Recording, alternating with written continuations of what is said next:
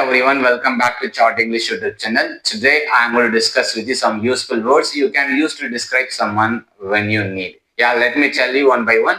A person who speaks very fast. யார் ஒருத்தர் ரொம்ப ஸ்பீடா பேசுவாங்கல்ல அவங்கள நம்ம மோட்டார் மவுத்னு சொல்லலாம். For example, my friend is a motor mouth அப்படின்னு சொல்லலாம். A person who is addicted to mobile. யார் ஒருத்தர் மொபைலுக்கு அடிக்ட் ஆயிருக்காங்களோ அவங்கள நம்ம நோமோஃபோப் அப்படின்னு சொல்லலாம். For example, my brother is a nomophobe அப்படின்னு சொல்லலாம். A person who takes extreme risk. யார் ஒருத்தர் ரொம்ப டேஞ்சரஸான ரிஸ்க் எடுப்பாங்கல்ல அவங்க நம்ம என்ன சொல்லலாம்னா டேர் டெவில் சொல்லலாம். For example, I am a daredevil.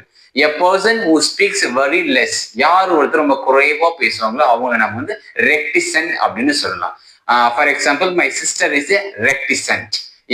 A person who doubts everything. யார் ஒருத்தர் தொட்டதுக்கு டவுட் பண்றாங்க அவங்க நம்ம skeptic அப்படின்னு சொல்லலாம். For example, my friend is a skeptic. A person who loves to fight.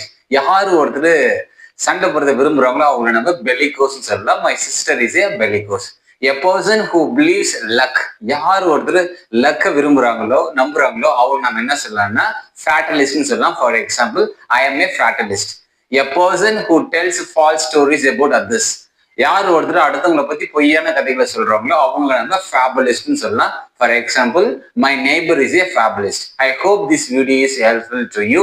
So இது மாதிரி புதுசான வேர்ட்ஸ், இடியம், சென்டென்சஸ் தெரியும்னா நம்மளுடைய யூடியூப் சேனலை சப்ஸ்கிரைப் பண்ணுங்க.